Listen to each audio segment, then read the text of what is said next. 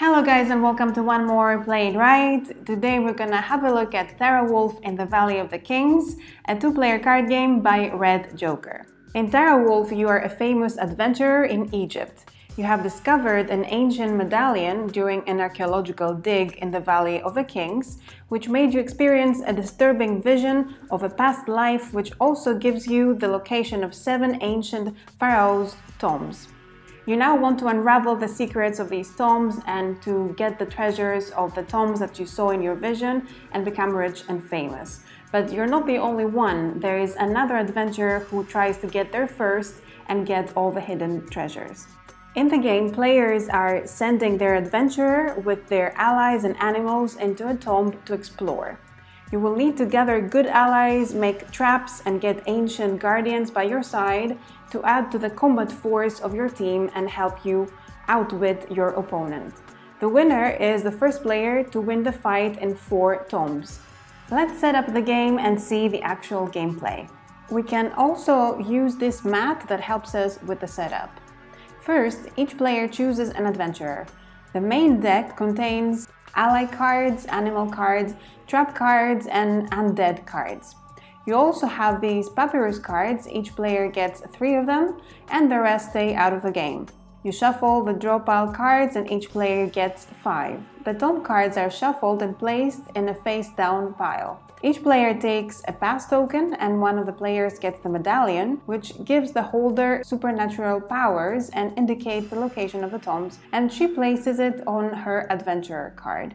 In the first turn of the game, the player who has the medallion goes first and goes to the camp phase, and then the other player does the same. Then the first player opens a tomb and the 2 opponents fight over it. In the next turn, the medallion goes to the other player, who does the same steps as the other player in the previous turn.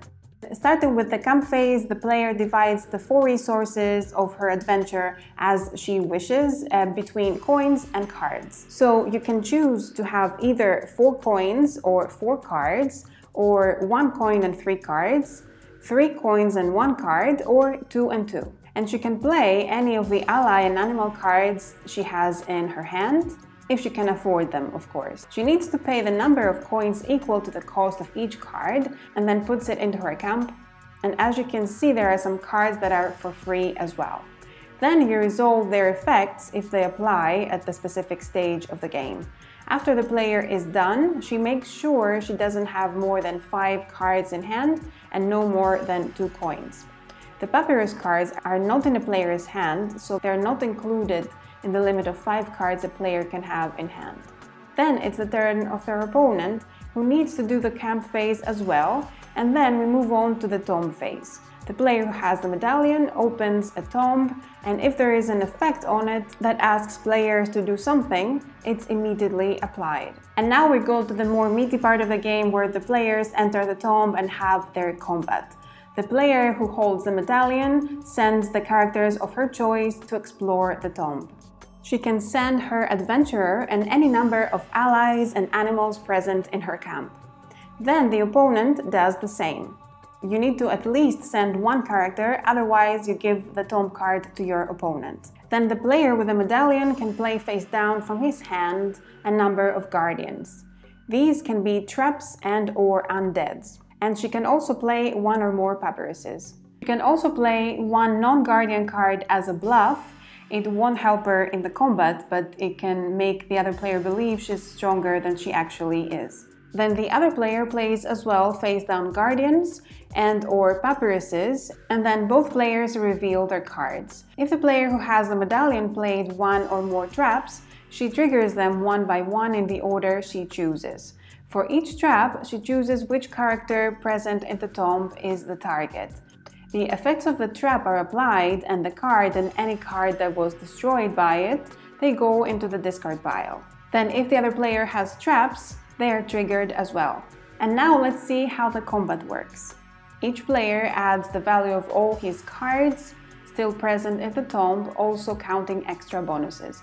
The player which team has the higher power total is victorious and takes the tomb card.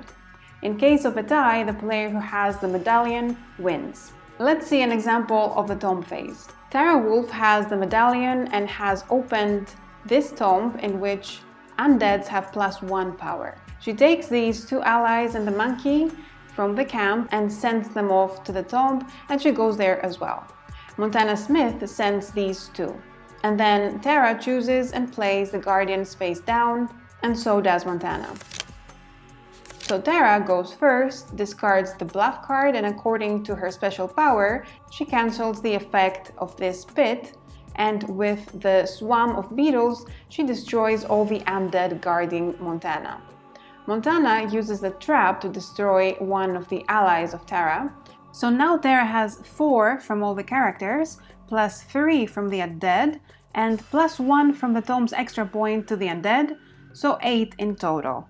And Montana has 4 from the characters, plus 3 from the papyrus, 7 in total. So Tara wins the tomb card. Now everyone gets out of the tomb, the adventurers get back to their camp, and all the other characters except the monkey are discarded.